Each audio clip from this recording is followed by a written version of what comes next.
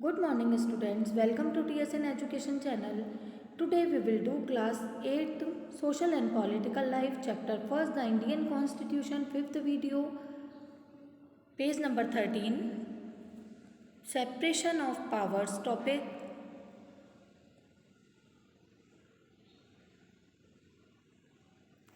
According to the Constitution there are three organs of government. Constitution के according government के three organs हैं. These are the legislature जिसे कि विधायिका कहा जाता है, द एग्जीक्यूटिव कार्यपालिका और जुडिशरी न्यायपालिका. The legislature refers to our elected representative. Legislature में हमारे इलेक्टेड जो रिप्रेजेंटेटिव होते हैं. The executive is a smaller group of people. Executive में एक पीपल का स्मॉल ग्रुप होता है जो कि रिस्पॉन्सिबल होता है कि लॉज को इम्प्लीमेंट करने के लिए और गवर्नमेंट को रन करने के लिए, गवर्नमेंट को चलाने के लिए और लॉज को सभी जगह लागू किया जाए इसके लिए रिस्पॉन्सिबल होता है. The judiciary of which you will read more in unit 3 of this book. Judiciary जिसके बारे में आप इस बुक के 3rd चैप्टर में पढ़ेंगे, refers to the system of courts in the country.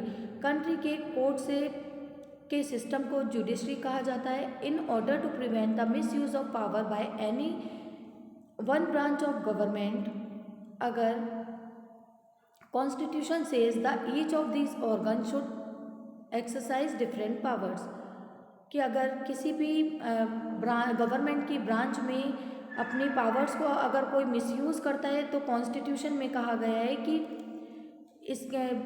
इसके लिए भी कुछ प्रोविज़न रखे गए हैं.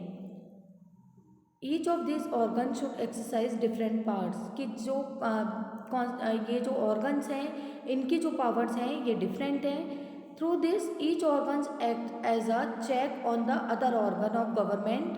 इसीलिए इसके थ्रू ये जो ऑर्गन हैं ये अदर ऑर्गन को गवर्नमेंट के चेक करते हैं और ये इंश्योर करते हैं कि ऑल थ्री जो हैं उनमें पावर्स जो है उसका बैलेंस बना रहेगा. इसे वे ऑर्गन्स एक दूसरे को चेक करते हैं.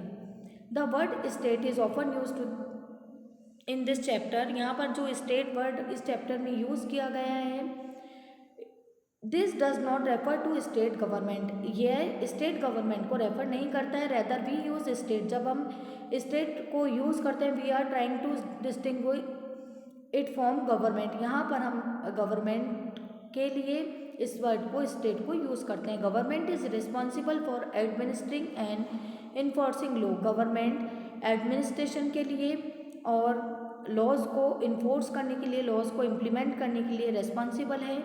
The government can change with election. Government को इलेक्शंस के द्वारा चेंज किया जाता है. इलेक्शंस होने पर गवर्नमेंट चेंज होती है. The state on the other hand refers to a political institution. State को यहाँ पर एक दूसरी तरह से पॉलिटिकल एक इंस्टीट्यूशन माना गया है.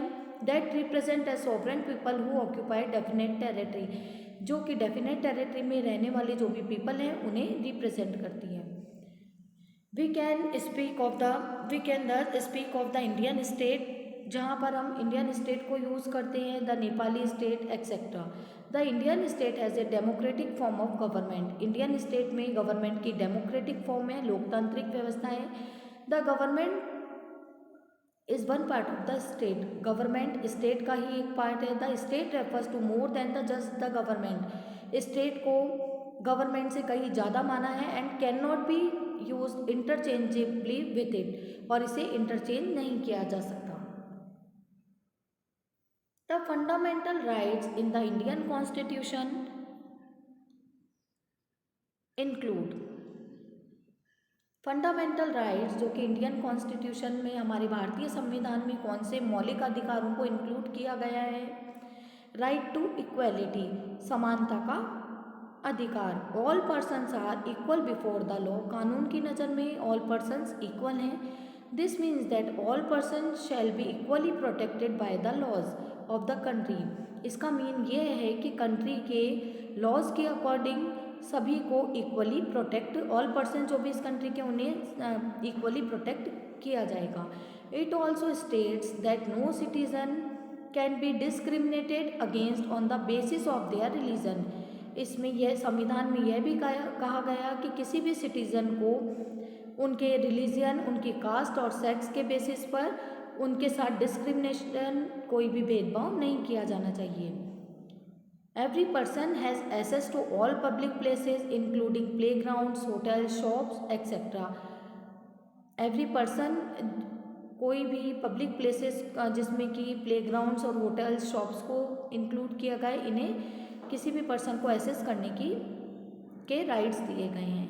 The state can not discriminate against everyone to in matters of employment, but there are exceptions, so this that you will read about later in this book। State किसी भी पर्सन के साथ employment के basis पर discrimination नहीं कर सकती है। इसमें भी कुछ एक्सेप्शन है, कुछ अपवाद हैं जिन्हें आप इस बुक में आगे पढ़ेंगे। The practice of untouchability has also been abolished. Untouchability को, छुआछूत को पूरी तरह से अबॉलिस्ट कर दिया गया है, पूरी तरह से खत्म कर दिया गया है। राइट टू फ्रीडम, फ्रीडम की राइट, स्वतंत्रता का अधिकार। दिस में includes the right to freedom of speech and expression. इसमें स्पीच, भाषण देने और अपनी किसी भी बात को अभिव्यक्त करने की फ्रीडम दी गई है। फ्रीडम का अधिकार, स्वतंत्रता का अधिकार दिया गया है। The right to form associations, the right to move freely and decide in any part of the country. किसी भी एसोसिएशन को बनाने का अधिकार और कंट्री के किसी भी पार्ट में आने और जाने का अधिकार। And the right to practise any profession, occupation और बिजनेस, और किसी भी प्रोफेशन या बिजनेस या ऑक्यूपेशन की प्रैक्टिस करने का अधिकार दिए गए हैं। ये राइट हमारे फंडामेंटल राइट्स में आते हैं। These against exploitation, the constitution prohibits human trafficking. Constitution में जो मानव जो व्यापार किया जाता है और लेबर, फोर्स लेबर और श्रम की ज़बरदस्ती जो करवाया जाता है। And employment of children under 14 years of as.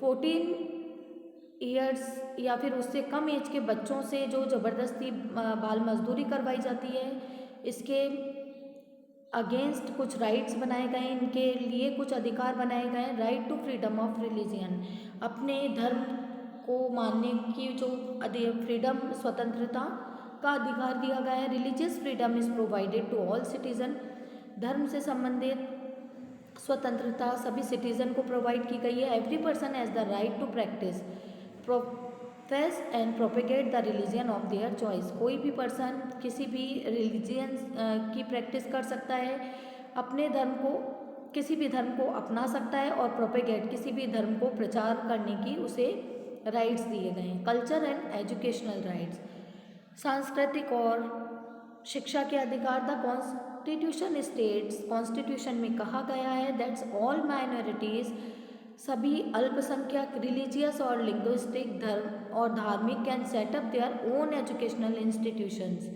वे अपने खुद के एजुकेशनल इंस्टीट्यूशंस को सेटअप कर सकते हैं in order to preserve and develop their own culture, और अपने कल्चर को प्रिजर्व और डेवलप कर सकते हैं। अपनी संस्कृति को की सुरक्षा और उसका विकास करने का उन्हें कल्चरल और एजुकेशनल राइट्स दिए गए हैं। राइट्स टू कॉन्स्टिट्यूशनल रेमेडीज, कुछ संवैधानिक जो उपचार के अधिकार भी दिए गए हैं। This allow citizen to move the court if they believe that any of their fundamental right have been violated by the state. किसी भी सिटीज़न को, कोई भी सिटीज़न कोर्ट जा सकता है अगर उसे ये ऐसा लगे कि फंडामेंटल राइट स्टेट में किसी भी राज्य में उसके जो फंडामेंटल राइट हैं उनको वायलेटेड किया गया है, तो कोई भी सिटीज़न कोर्ट जा सकता है।